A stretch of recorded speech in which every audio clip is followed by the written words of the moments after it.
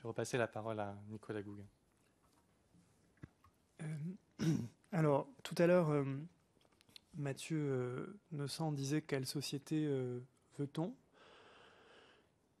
Et par conséquent, à travers tout ça, quelle loi veut-on et quel est finalement l'esprit de cette loi? Parce que dans les débats qui ont lieu depuis quelques semaines maintenant, quelques mois même, autour de ce projet de loi, on entend beaucoup de choses se dire, mais on ne se concentre pas forcément sur quel doit être l'esprit de cette loi.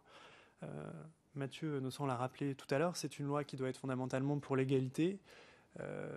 Bon, souvent on parle de mariage pour tous, c'est peut-être un terme un peu raccourci pour dire toutes les implications et tout ce qu'on attend de cette loi. Pour nous, c'est d'abord une loi pour l'égalité, une loi pour la sécurité et la reconnaissance des enfants, et donc c'est une loi qui fondamentalement va dans le sens de l'intérêt de l'enfant, puisque elle va dans le sens de la sécurisation des liens qui existent entre les enfants et leurs parents.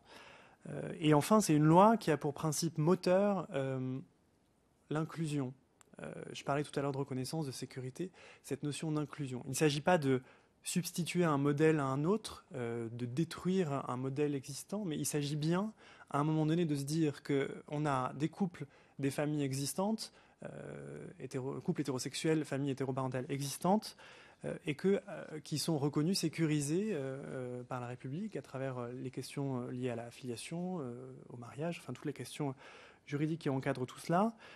Il s'agit tout simplement d'ajouter, de permettre à d'autres familles, de nouvelles familles, de nouveaux couples qui existent déjà, mais c'est leur permettre d'être aussi reconnus et d'accéder aux mêmes droits. Je mets au défi chacun de vous de dire que chaque famille hétéroparentale est identique. Non, il y a beaucoup de modèles différents et de constructions familiales différentes dans les familles hétéroparentales aujourd'hui. Donc il y a une diversité des familles hétéroparentales. Et donc cette diversité des familles, elle existe déjà finalement. Et donc il s'agit de sécuriser de nouvelles situations telles que Mathieu Nossan les a listées tout à l'heure. Donc c'est une loi, je disais, pour l'égalité, pour la reconnaissance, la sécurité des enfants et de leurs parents. Une loi qui cherche à inclure plutôt qu'à exclure ou à changer de modèle. Et donc une loi fondamentalement généreuse, une loi du vivre ensemble et non pas de la division comme nous avons pu l'entendre ici ou là. Et donc je terminerai peut-être sur la question des conséquences, parce que des conséquences de ce projet de loi que nous avons lu. Je ne sais pas si tous les débatteurs dans le débat public l'ont pleinement lu et ont pleinement conscience des conséquences réelles de ce projet de loi, y compris même avec les améliorations que citait tout à l'heure Mathieu Nossan.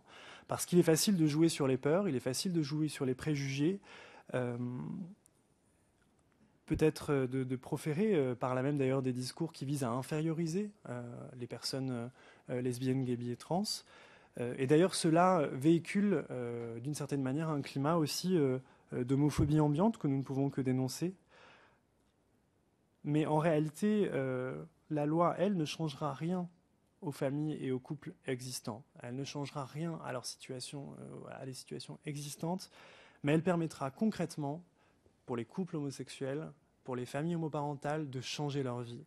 Et vous avez aujourd'hui l'occasion unique, historique, et nous sommes regardés aussi par d'autres pays autour de nous. Nous sommes regardés par l'Europe, par d'autres pays qui se questionnent aussi sur l'évolution de leur législation en la matière.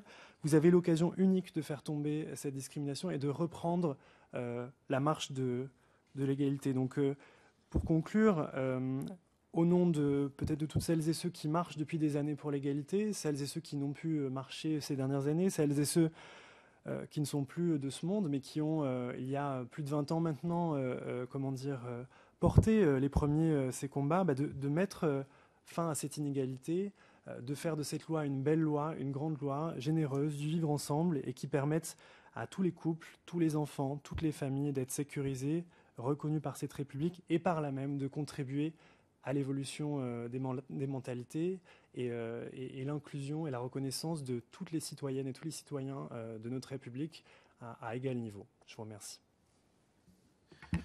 Merci Monsieur Gouguin, merci Monsieur Nossan pour vos